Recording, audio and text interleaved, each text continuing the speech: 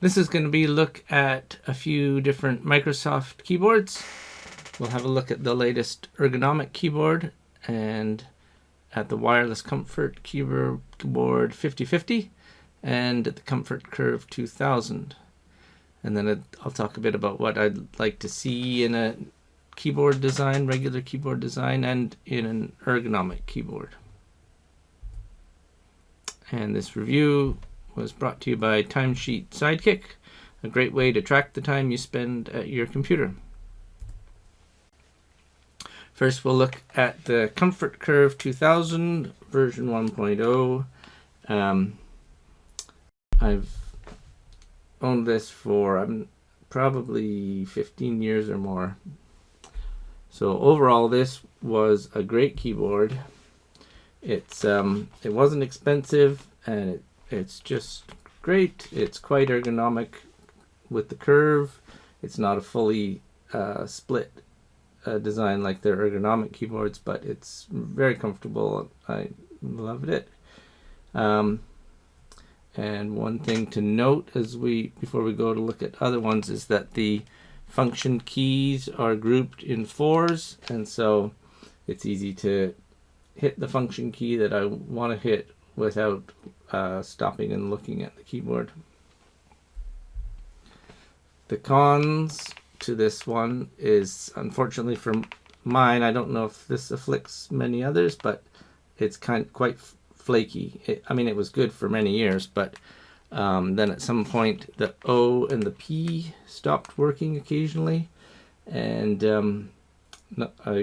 hitting it and stuff didn't make them work again. But then, so I would set it aside for a week or a month. Eventually they would just start working again, and then eventually it would just stop working again. So I don't really use it much anymore.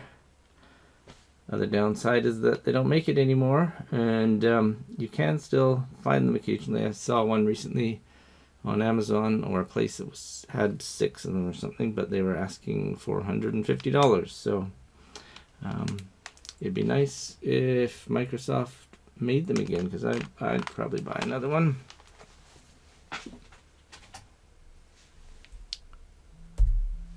Now we'll look at the Comfort Keyboard 5050. I bought this probably about 4 years ago, at some point when my Comfort Curve 2000 stopped working.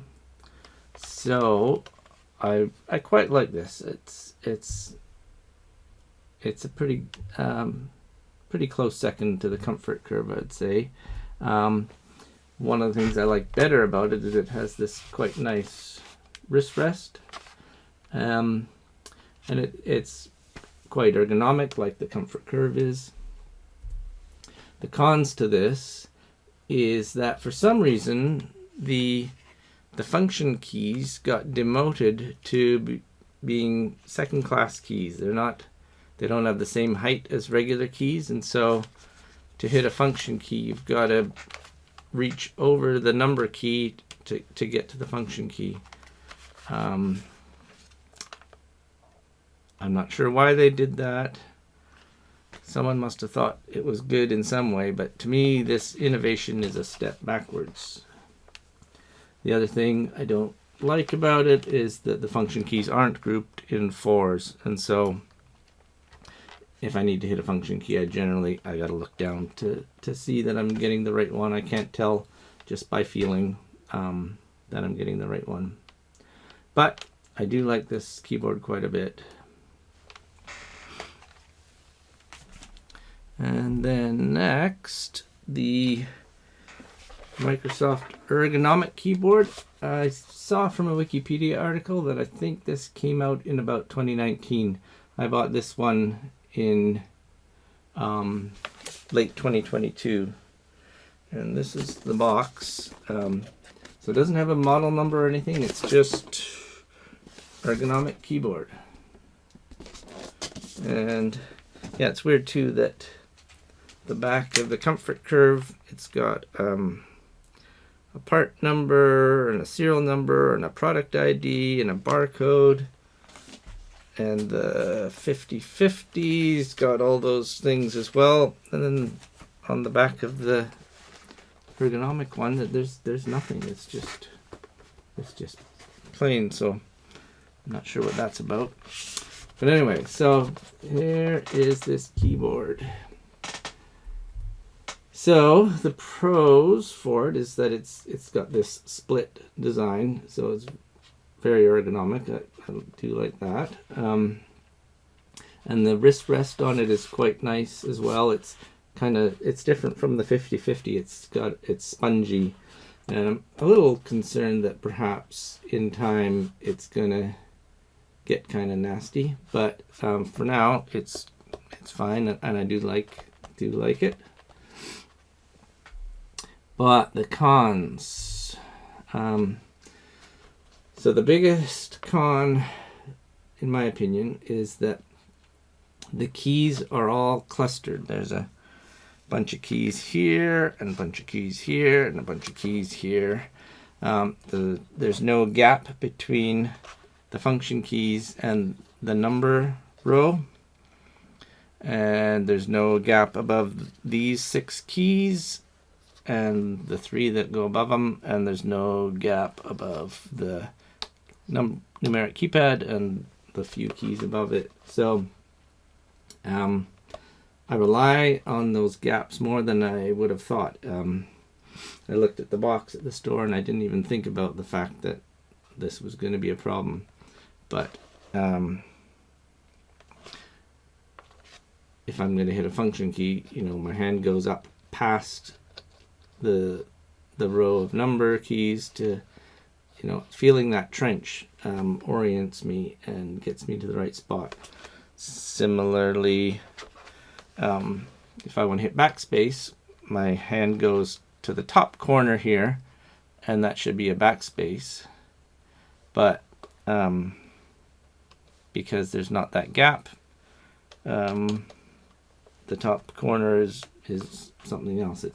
They've added a delete key, which I'm not sure why they did, and they shifted these keys around.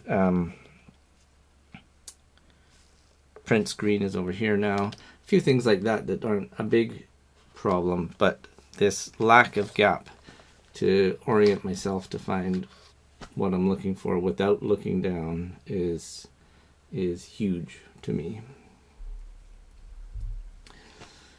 So I'm glad that the function keys are full height keys, not like the 5050, but they're not grouped in 4s, which I don't think any of the ergonomic keyboards I've owned have been grouped in 4s. So I'm used to that.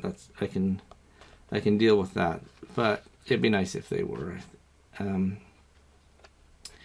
And the location of the Alt key is very different from what it is on a standard keyboard.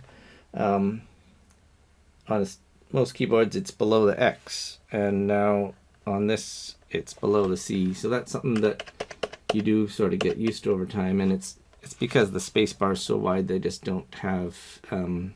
It would just be weird to make the space bar as big as it would need to be to push the Alt over to where it normally is, but that's something to get used to. Also, they removed the apps/menu key, which brings up the context menu over here, and they put it over here, but I don't know. I don't like that it's not there, and it's like they could have put it in there, but they've got this massive control key on the right here. It's almost as big as a little space bar, but anyway. So there is sort of a solution to these things.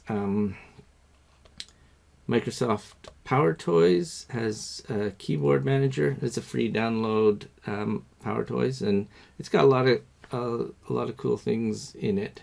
And one of them is a keyboard manager for remapping keys. And so I did remap because I'm always looking for the Alt key there, I remapped that to be the Alt key so that those are both Alt keys. And then I remapped this to be the Windows key. Unfortunately, I couldn't remap the smiley face key, which I don't need and don't want. Power Toys didn't recognize the smiley key. It thought I was pressing the space bar when I tried to remap that. But anyway, I can sort of live with this. I've been using it for 4 months, and my accuracy is not where it should be, and I'm still constantly annoyed by the lack of a gap here. But I haven't thrown it away. I still use it, though I'm not very happy with it. So, if anyone from Microsoft Keyboard Design Department was watching this, here's what I would like to see in a keyboard. I think this 5050 is really good. I quite like it. I do want a curved keyboard like this. I would like to see the function keys restored to being first class, full height keys, and I'd like to see the function keys grouped in 4s. And so yeah, if you know of a keyboard, Microsoft or other brand, which meets those requirements, comment below. I'd probably buy one next time I need a keyboard. I'm not sure what I would get at this point. And for a split keyboard,